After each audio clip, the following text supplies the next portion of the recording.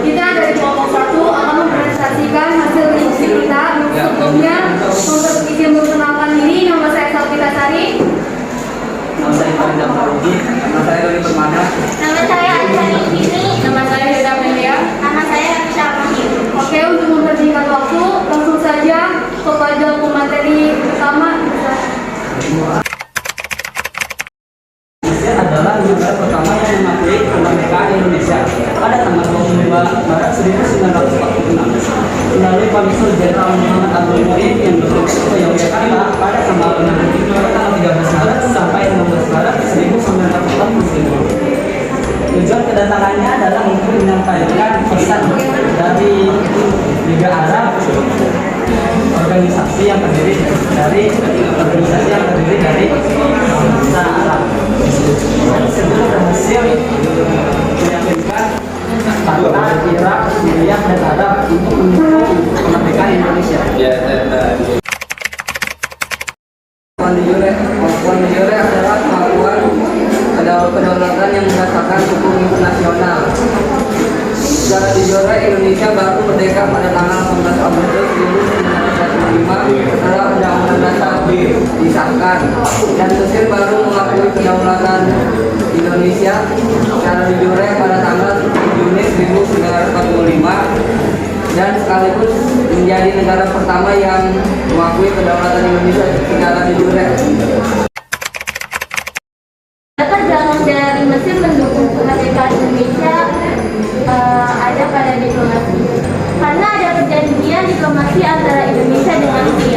Pada saat diplomasi itu, Indonesia sedang mencari pengakuan internasional karena sedang mendapat tantangan berat dari Belanda dan sekutu di negara Arab. Diplomasi yang dilaksanakan ini berupa usaha untuk mempertahankan eksistensi kedaulatan Republik Indonesia yang pada saat itu hendak direbut kembali oleh Belanda. Sedangkan di bidang militer, diplomasi ini dilakukan untuk mengusir Belanda dari tanah air Indonesia. Kemenangan utama diplomasi ini telah mematahkan diplomasi Belanda, dimenangkan dengan adanya pengakuan kemerdekaan dan perjanjian antara Indonesia dengan Mesir pada tahun 1947.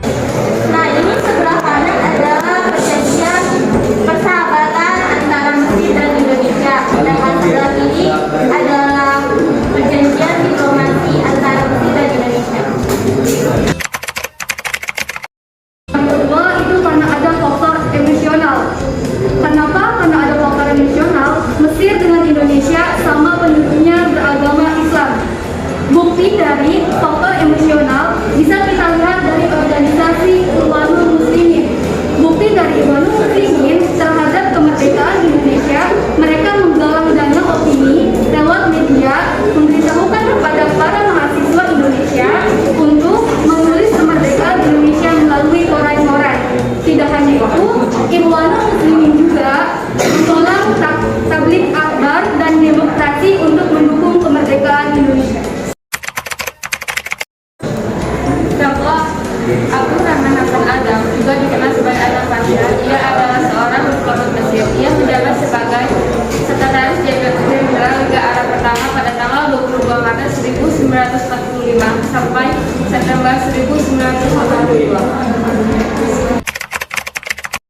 Kuatnya dukungan rakyat Mesir atas kemerdekaan Indonesia membuat negara Mesir mengakui kedaulatan rakyat Indonesia pada tanggal 22 Maret tahun 1946. Setelah itu, Mesir meyakinkan negara-negara anggota Liga Arab seperti Syria, Qatar, Irak, dan Arab Saudi. Liga Arab merupakan suatu organisasi yang berperan